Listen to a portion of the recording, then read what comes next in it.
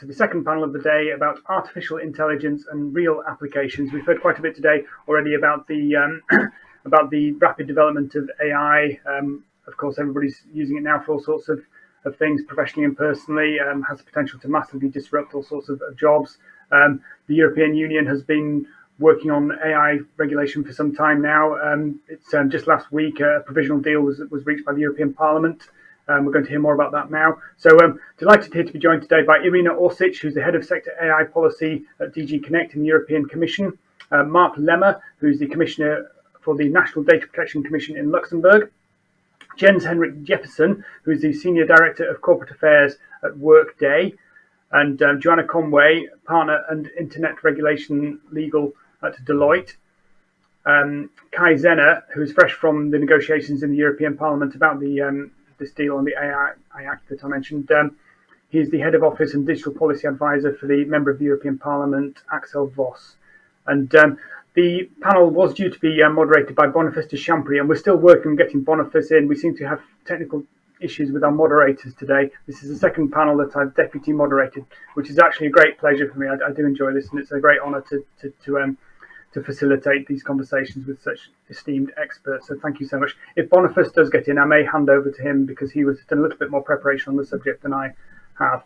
But without any further ado, because we're running a little bit late, we're going to talk a bit about, first of all, about the kind of the global landscape in the European Union and beyond, and why is there this need for AI regulation, and how are legislators and industry responding. So I think it would make sense probably to go to you first, Kai, to give an insight into the outcome of the AI Act negotiations. So busy week for you last week. Yes, exactly. Last week, we finally made the provisional deal on the articles. So the parliamentarians agreed and removed basically the last obstacles. For example, there was a long talk about sustainability requirements, something that was always pushed by the Greens. And we had also a long talk about foundation models and so on and so on. And currently, so I'm now just for 1 hour out of the room, we are discussing still the recitals. All recitals need to be now adjusted to the agreed articles, but it's looking good.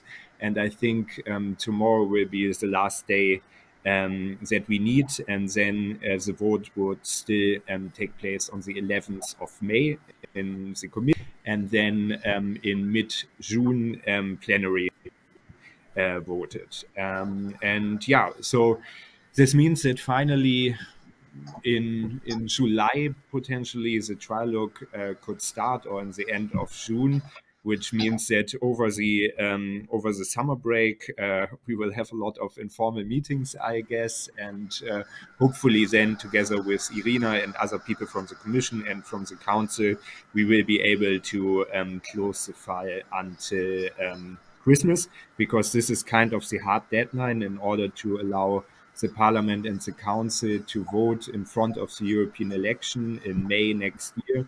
We need to finish in December in order to make it work, because a vote is not easily placed, so it needs to have a lot of administrational preparation and so on. So we are under a tough timetable, let's say. Thank you so much, Kai. And beyond the timetable, there's the sort of the detail of, and there is a lot of detail in the Act itself, and the concessions that and the additions that have been made the parliamentary process. So this is an area that Jens, you've been following closely as well. Jens from Workday, which is a leading technology provider, of course, but also you have a background as the director for European Affairs at the Centre for Democracy and Technology. What's your take on the negotiations in the European Parliament around the AI Act?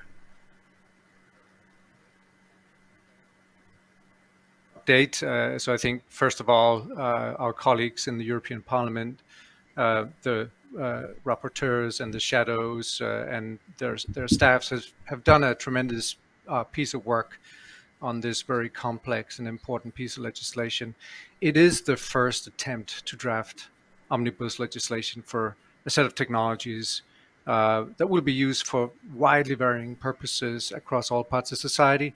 And the AI Act is probably going to apply for the coming decade or two at least.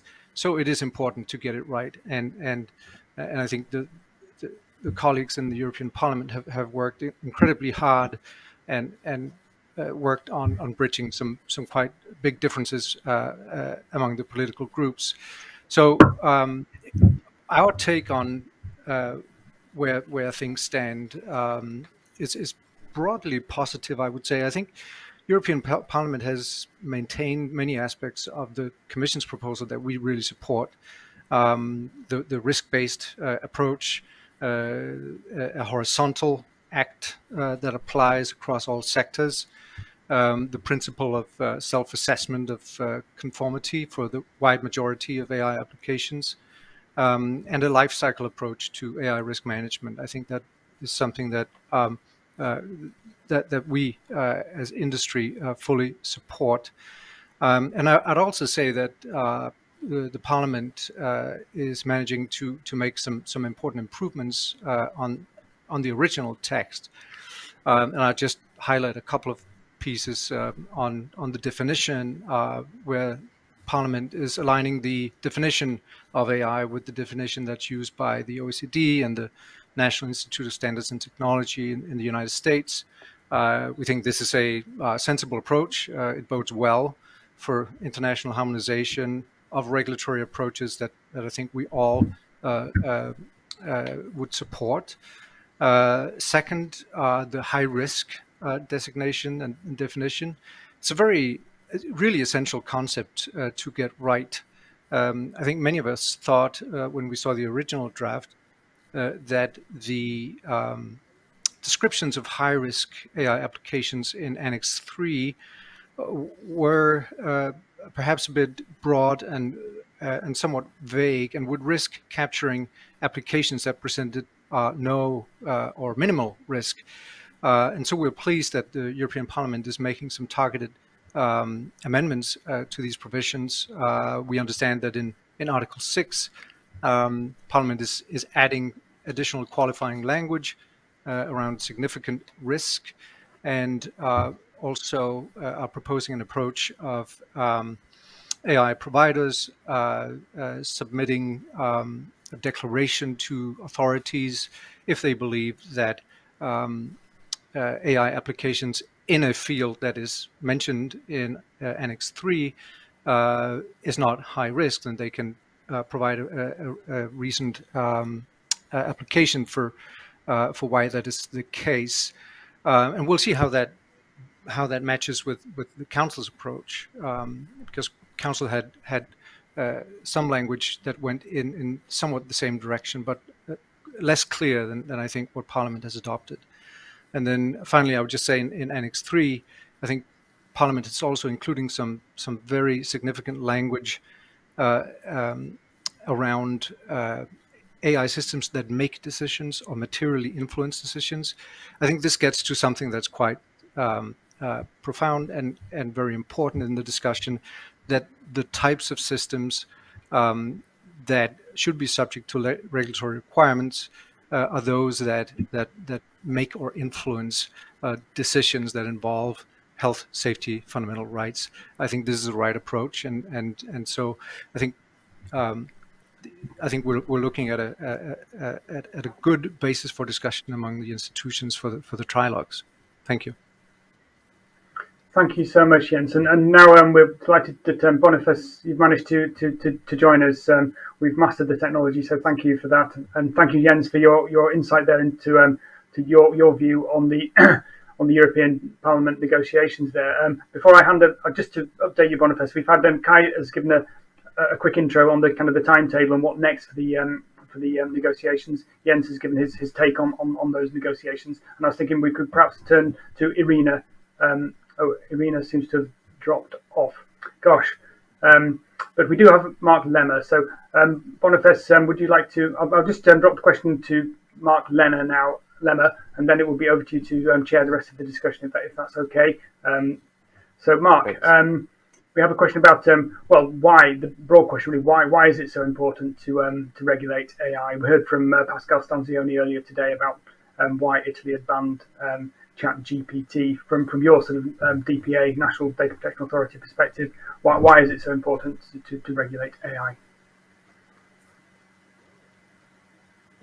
I think it's even no more discussion that regulation of AI should be important, and this is why this is now the AI Act is coming in. But maybe as a representative commissioner from a data protection authority, a privacy regulator, I could already say that even without the AI Act, we are having let's say a good set of regulations which already is giving an interesting and good framing. And I'm talking obviously about the GDPR, which is now in force for 5 years.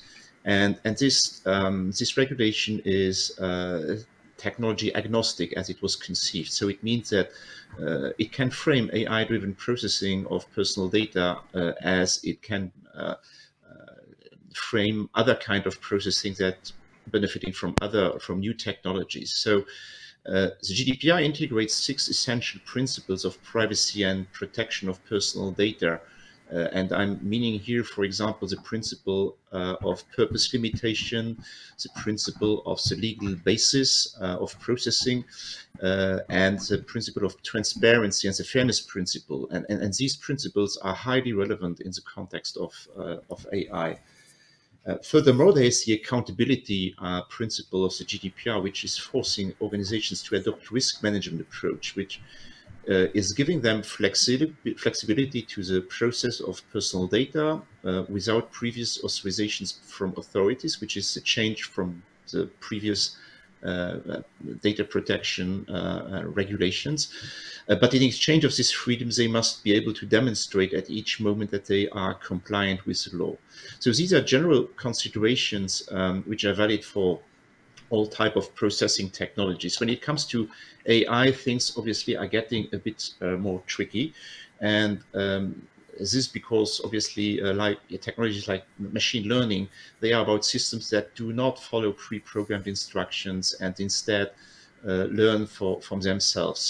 So it's not clear how decisions are made, and so they are operating in a kind of black box. And for these black box features, I would say, we need more regulation or better regulation, but still in the GDPR, we have the core requirement for transparency, fairness, accountability. They apply, but obviously it will be difficult to demonstrate for an user or the developer of AI that an algorithmic generated decision is fair, and this will be tricky.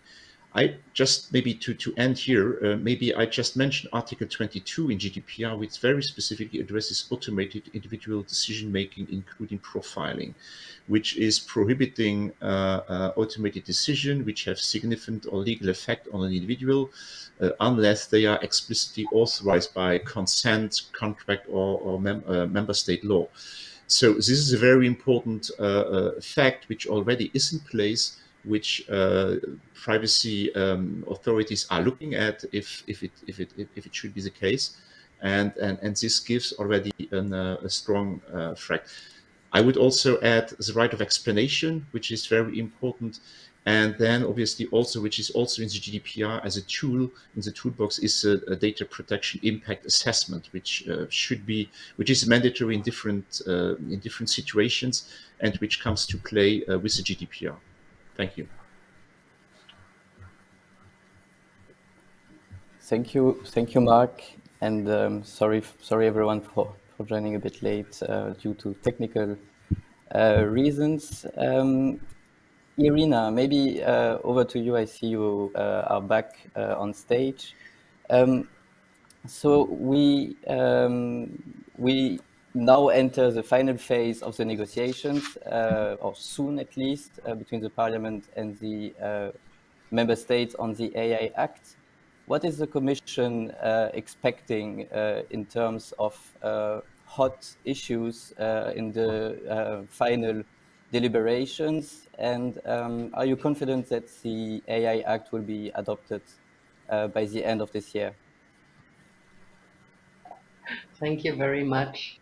I think there is an informal agreement, or everybody agrees silently that, as Kai said, we really should conclude at the end of the year in order to have the votes at the latest early next year, before the votes for the parliament, but also before a new commission will be coming in.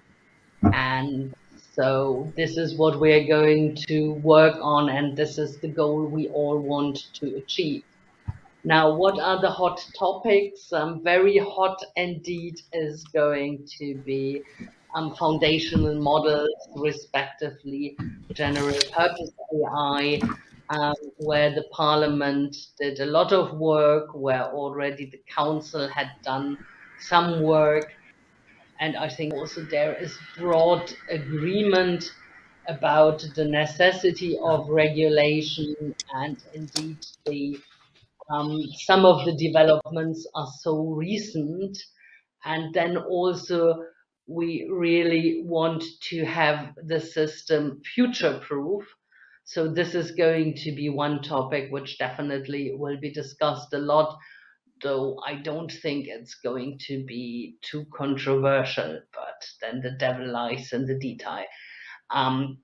Another topic, very hot and possibly a bit more controversial, is relating to the prohibitions, because there I think the Parliament is taking a view which is very much looking into the fundamental rights issue, when having a much greater ban of biometrics than what the Commission had proposed, and where the Council even found that the Commission was too broad, but also on things like predictive policing, categorization. Here the member states, or at least some of them, are more led by the security concerns. So I think this is something where we can expect some debates, and that probably is going to be one of the most controversial issues. For the rest, as I said before, since everybody wants to find agreement, there will be definitely points where there is not going to be agreement from the beginning, but I think there is a lot of goodwill. So I am confident that this is going to work. Thank you. Fantastic, thank you. So some hot issues to discuss and debate, but a strong political will to find an agreement. So that's very good news. Joey, welcome to this panel. I move over to you, and maybe also following up on what Irina said. So generative AI will be part of the discussions, and it's everywhere in the news. The European Parliament decided to introduce some copyright requirements, taking the form of transparency requirements in the AI Act. Since you're an IP and copyright expert, especially also regarding generative AI, what's your take on this? Does the EU, or do we need additional copyright requirements? Yeah, thank you, Boniface.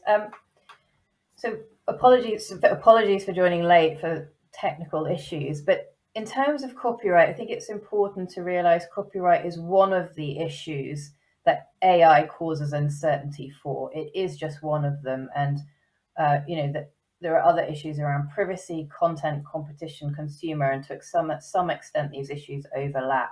But certainly copyright is key, particularly to generative AI. And we're seeing a raft of litigations around this issue at the moment in courts across various jurisdictions. There's lots of litigation in the US, in the UK, etc. And the reason for that is because copyright touches along the whole life cycle of AI. So from the use of copyrighted material to train your AI, so the data sets and the training stage, through to the output and the question of who owns the copyright in AI, so in generative AI, who owns the output, and is there an infringement if the output is too similar to an existing work. So copyright is important across the life cycle of AI.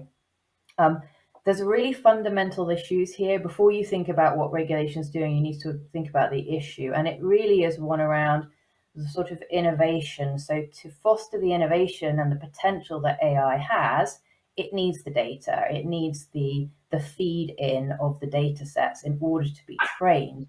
However, there are existing proprietors who own copyright in that data. There are creators out there who've invested, and they need fair remuneration. So there really is a balance to be struck, and it's fairly fundamental.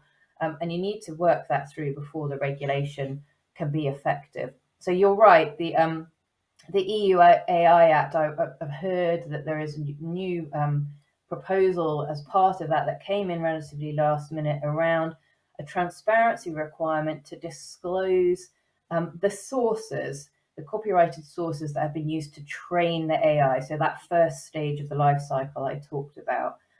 Now, we don't know the precise details of that yet, but I would expect that to be hotly debated because there are two sides to that discussion. There is, as I've said, that fundamental issue of innovation, success of AI, the need for food, the need for data, and then the creators and the fair remuneration. That's going to cause hot debate over that particular new provision.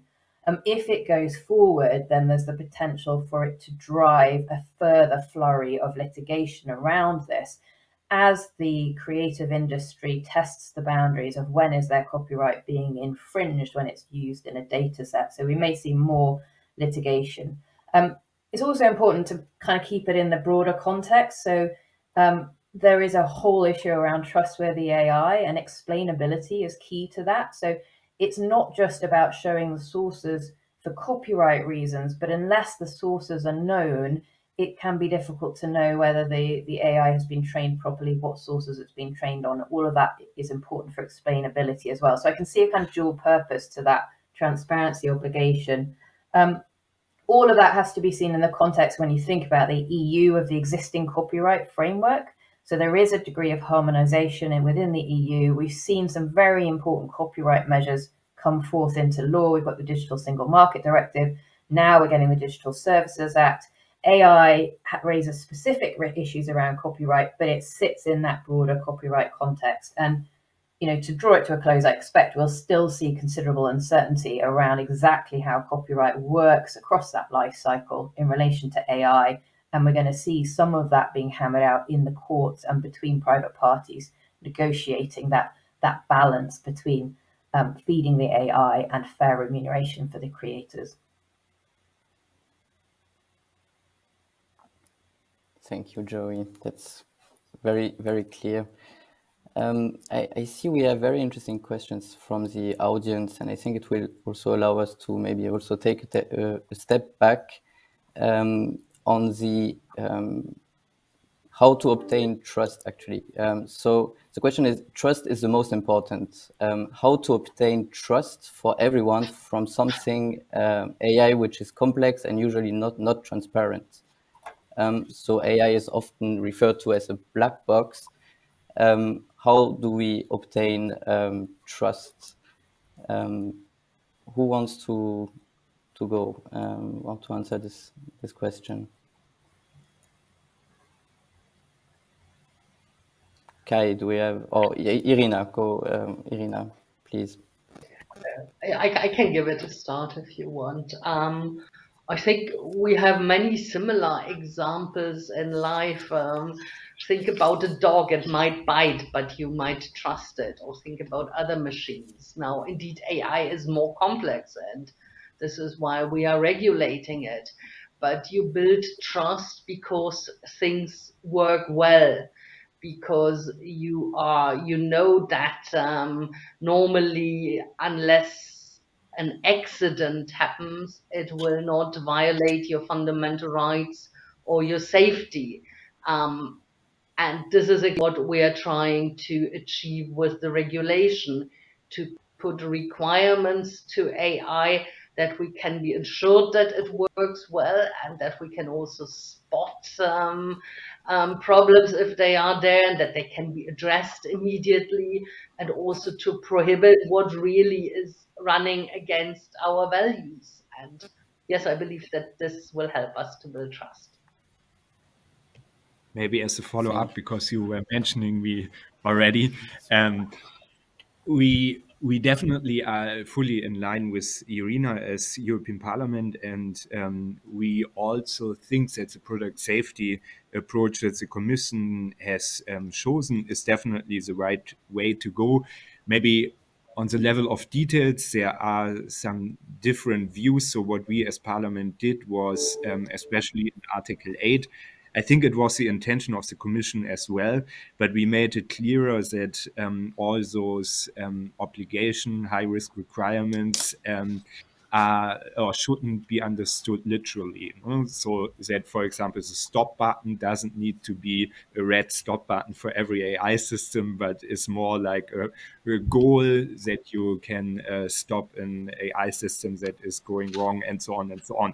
But going back to Irina's point, yes, it's our belief that with this kind of harmonized minimum standards, the citizens will be able to trust, at least to a certain extent, the AI systems in a lot of different sectors, because, for example, there is technical documentation around, there is the potential of recordings, there is a human in the loop, and so on. But on the other hand, and there I think policymakers, the Commission, and a lot of different actors need to work still a lot on, we should not ask or require AI system to be safer than no AI system. So, for example, a self-driving car is already now or will be in the near future much, much, much safer than a human-driven car. But I think many people are more afraid about the self-driving cars still. So this is something I think humankind need to maybe adapt also a little bit, to trust technology a little bit more and not take 1 out of 100,000 accidents then as a general rule that this technology is unsafe. Because again, I believe also with the AI Act, we make an already rather safe technology even safer. Boniface, I can maybe add a couple of remarks from the perspective of a provider of enterprise applications so really in the business-to-business space for human capital management and finance and planning tools for companies. And our approach to AI has been to integrate AI and ML into the foundation of our technology platform, and so use these technologies to power our applications and help deliver better functionalities for our customers and their employees, enabling them to run their businesses more efficiently and effectively. And we've tried to do this building trust into the technology platform at the foundation. So we have been working for several years on these technologies, adhering to our ethical AI and ML principles. And so our approach is to design AI to assist and augment our customers and their employees and their functions, to reduce error and tedious work and unlock opportunities and focus on meaningful work. And we always maintain a human in the loop approach and ensure that people take decisions, and they can do that aided by AI and ML tools. And so we have really been an early and consistent supporter of regulation to set guardrails for the entire market. And so we have consistently argued that regulation, like the AI Act that we're working on now, can help shape an environment for trustworthy AI, and that will help customers and organizations use these tools responsibly and ethically and with respect for the law. And so if we get this right, I think we can create the trust that's necessary for AI to be used across society and to reach its full potential. So I think we're off to a good start. I would just add that a way to approach this, if you're tasked with thinking for a global company or anyone you're advising on how do you obtain trust, then having a trust framework approach and a holistic view of it is really important. So pulling together the various risks that the panel has been talking about, so risks generated from the regulation itself, risks fundamental to the risks around bias, ethical considerations, etc. Have a structure where you're mapping those risks out, because by managing those risks properly, you're creating trust. So having a kind of cohesive framework and an approach that is sort of holistic and sensible is a really good way of ensuring you're obtaining trust. The other advantage to doing that is because we're seeing fragmentation across global approaches to AI. So with the EU and the exciting news around the EU AI Act, there's contrast in how other jurisdictions are doing this. Yes, there's some international cooperation and some standardization, that's important. But as a company operating in that global landscape, if you have a framework, then you're looking in a global way and you're less concerned about the variations between jurisdictions. You're more focused in on what's the core issue, which is how do I create that trust so that my users want to use my product? Mm-hmm. Thank you, Joey. Marc, may I add also in let's say some hints from the privacy or from the regulator side. So again, as I tried to explain before, the GDPR already is giving, I would say, all the basic elements which are the ones which on which trust can be, let's say, generated, because trust will not simply fall from sky. This is something it has to be, let's say, proven, and it has to be built by the developers, by the users of AI. So it's not something for free. So there are basically, I would say, 5 big categories. There's a technical safeguards which users, developers must bring. So you were talking already about human verification, testing the input data, etc., reviewing samples of outputs, circuit breakers, where you have automated stopping algorithms saying that we have to stop. By the fact, these are things which are already existing in the financing industry. When you look at algorithmic trading and frequency trading, you have which are automated processes. You have these kind of circuit breakers and elements which already are providing, I would say, at least to some industries, some insight. Then it's about transparency, which is, I think, absolutely key. So providing information about what this AI is doing, what is the purpose of the data processing, what are maybe retention periods, with whom data are shared, etc. So I think this is extremely important that this is done at a very early stage. It will be tricky because there might be many things to be documented, but this is one very important thing, trying to bring in this transparency. Yeah, and then impact assessment, I already mentioned it. So adopting a management and risk management approach, as it would be for each type of enterprise, where you have to manage many type of risks. You have to manage the privacy risk, and the privacy risk link is independent of the technology used. So these risk assessments should be there also for, let's say, in a normal attitude, also for, let's say, maybe low risk AI systems. But this is something which exists, and I think as probably personal data will be very much used in AI systems, and certainly these type of AI systems will be categorized high. So these impact assessments will be key.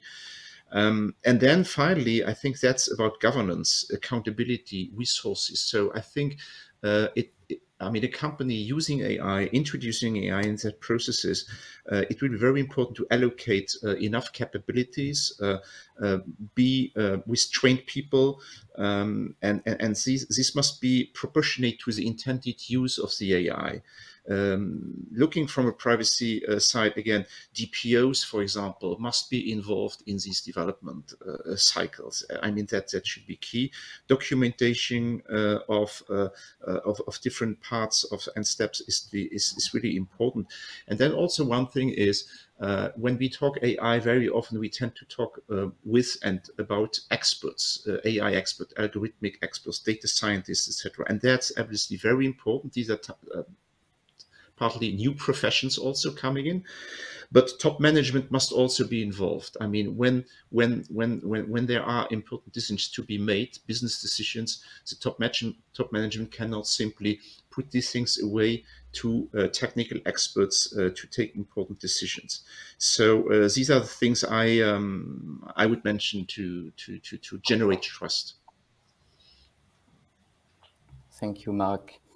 And since we are talking about trust and the existing privacy framework and the AI Act, which will make safe technology even safer, I read in the press this morning that the EU might be or is already considering additional rules or specific rules for algorithmic management at the workplace.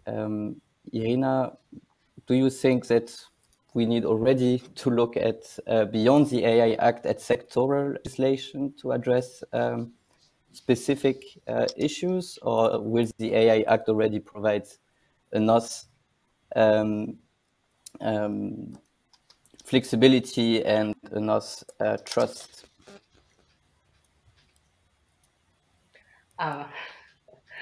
This is a pretty complex question, and perhaps I would also ask Kai later what the Parliament will be proposing on this. Now, we know that, first of all, algorithmic rules is broader than AI, which means that there might be something outside the scope of the AI Act. In general, when it comes to AI, the AI Act is planned to be exhaustive. Now, we do have in the list of high-risk use cases, indeed, also employment. And there we have a number of situations, use cases, which are considered to be high risk. So this starts from the recruitment algorithms, AI systems, but also over the monitoring of employees, but also of self-employed people. So there is a lot already in there. So the question is, what would be needed beyond? Is this related really to AI? Then the AI Act would rather be exhaustive. Or is it related to something much broader or different? And yeah, I think that would be the answer in short. Thank you. Then maybe over to you, Kai. Indeed, the European Parliament broadened the high-risk categories for the specific point of AI at the workplace. There's also a new ban on emotion recognition at the workplace. Do you want to comment a bit on that? Yes, sure. So basically, as a follow-up to what Irina was just saying, it's indeed, especially for the Social Democrats, one of their top priorities to really underline that the use of artificial intelligence technologies at the workplace a very concerning element, and they understood that the AI Act is maybe not the best place to have a complete and comprehensive approach that is covering all of the potential risks and so on. So what now the Social Democrats put in the text, and they found a majority in the parliament, is several recitals which include very how to frame it, very strong language towards the Commission to become active in the future on that part. And also disclosure rules that are linked to Article 52, so that the employee should be aware that an AI system is used at the workplace and so on. So again, this was a really important point for the Social Democrats and other left-wing political groups. I don't really think that they will give it up in the trilogue. Probably they will fight a lot about it. And then it will depend a little bit on the first reactions of the Commission and also of the Council, if both of them would be willing to discuss maybe in the next political term after 24 about such a, rather specific employment related Lex Specialis AI law. Otherwise, you also mentioned, yes, the Parliament added a lot of additional high-risk categories or use cases. We also added additional bans.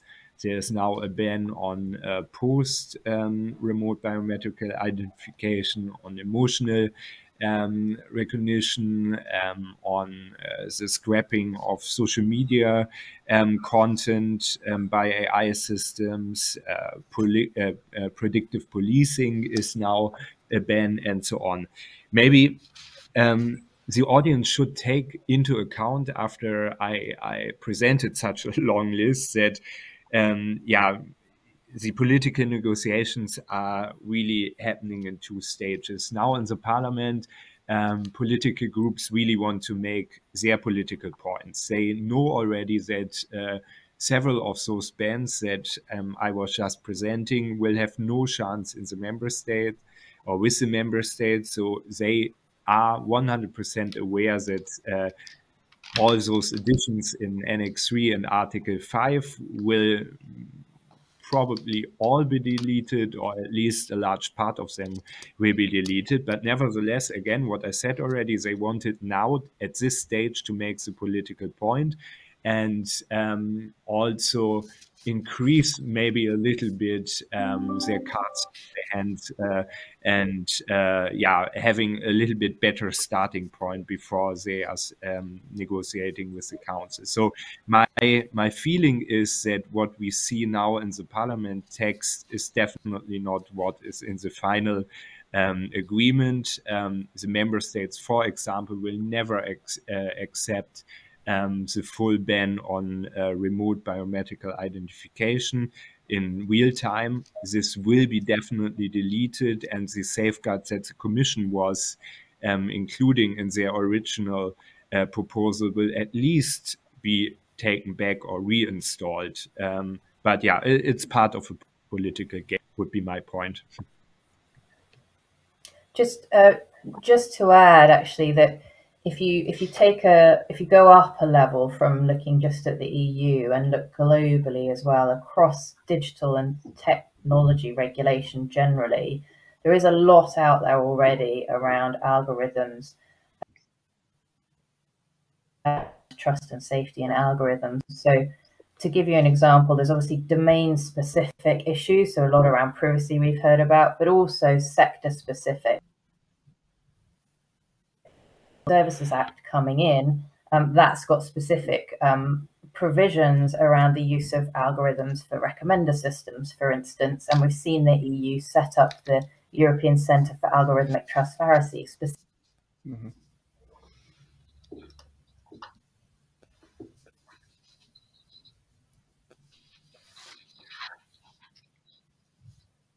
Can you hear me? Yes, well. I think we move towards the end of our panel, so maybe we still have a few minutes. So very briefly, I'd like to ask each of you what would be the ideal outcome of the final negotiations on the AI Act in a few seconds, please. We can maybe start with you, Jens.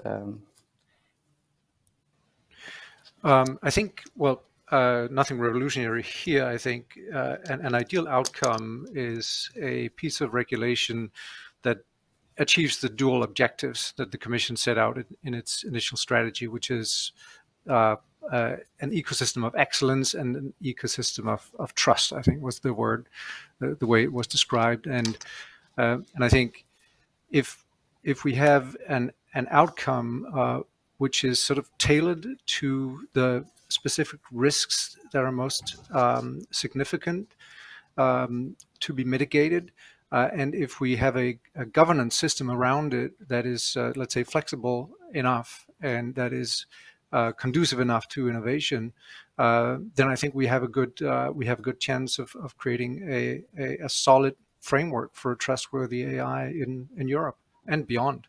Thank you. Thank you. Marc, do you want to? Yes, I think shortly, I mean, it should be a smart regulation. So there should be, let's say, a way how very large companies on one side and the big majority of SMEs, how they can deal with it. So that's, I think, a big challenge, but that's very important. It's about enforcement, not only looking now from the authorities' point of view, but I mean, regulation is only worth how well it will be enforced. So, I mean, organizations need to know, and so the regulation must be clear enough to what they have to comply, how to do it, and for authorities also, and mostly again looking at the GDPR, how is the alignment with the GDPR and with the law enforcement directive when we look, for example, at DPA. So this is something where we are, where we would like to see that things are clear. And then maybe looking at the thing of innovation. I think regulated privacy sandboxes, test environments mean that collaboration with innovation actors, public innovation actors, but also collaborations with market regulators will be very important. And so also one other point is what we maybe have not discussed is this international cooperation. So that I think it's really important to, I hope that we will see this clearly in the final text. Thank you. Thank you, Marc. It will indeed be very important to have a strong and efficient governance and enforcement framework for this legislative text. Irina, any particular wishes for the final outcome of the AI Act? I think it has all been said, but indeed not by everybody. So the first wish indeed is that we will finalize the negotiations at the end of the year, but not at the price of a piece of regulation which is not good. So good means that it really creates the trust we were talking about, that it does not hamper innovation, but fosters innovation, and that it provides legal certainty.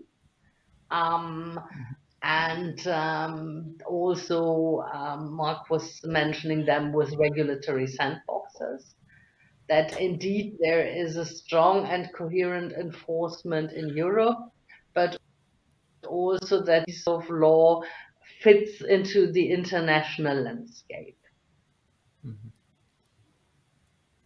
Okay, the European Parliament already tried to adapt the AI Act, or at least the AI definition already, to align it with the OECD definition.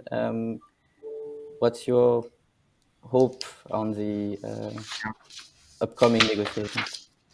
Yeah, no, on that point, definitely we are very happy that also the other political groups see more and more the merit of working very closely with our international partners. And maybe this is a link to my second point.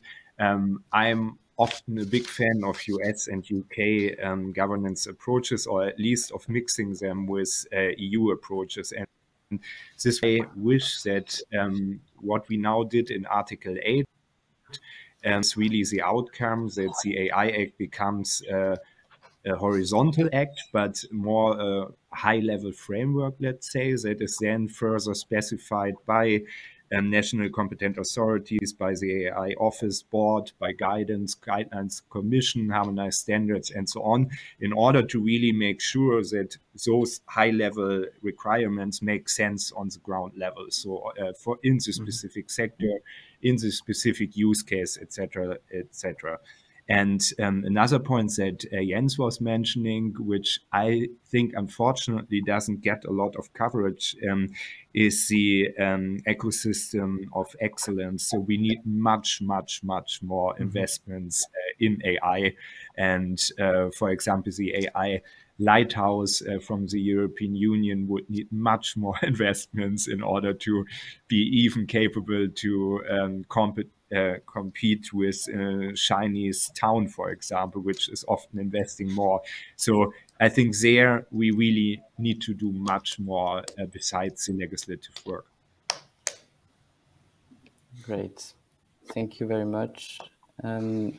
Joey, maybe one last word to close this panel.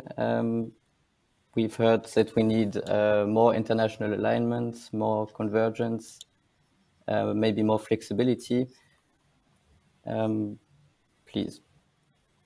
Thank you. Yes, absolutely. I think obviously we're talking about the sort of ideal outcomes for the EU AI Act, but looking at it globally is very similar outcomes are needed there as well. So like you say, international coherence and standardization, informed regulators, cooperation between regulators, guidance, sandboxes, all those sorts of tools. And really what that all comes down to is certainty. So ending some of the turbulence that we're in at the moment with a lot of different regulations, different national AI strategies, etc. So essentially bringing some certainty to that in the EU and elsewhere, and also helping to level the playing field by putting in place some basic principles and boundaries so that we know that all corporations and companies that are acting in this space are meeting those basic principles. Thank you very much. I think we are all much wiser after this discussion, and there will still be loads of discussions and debates around this topic in the months and years to come, I assume. Thank you very much, and I think I hand over to Ben. Thank you very much, Boniface, and thanks to all of our panelists there. Such interesting perspectives from Irina, Marc, Jens, Joey, and Kai. I remember when I first was introduced to ChatGPT, it was actually by Deloitte, by Nick Sieber, who's the head of internet regulation at Deloitte. He said, have you obviously heard of ChatGPT? And this is back in December. And no, I hadn't. I tried it, and I had that moment where I'm sure you've all experienced is just understanding the potential of it. But my first thought was who owns the output of it, and also what right do they have to sort of, once I realised how it worked, what right do they have to sort of get all this information to repurpose and to. So great to hear from Joey there about from the legal perspective and the copyright issues and all of that.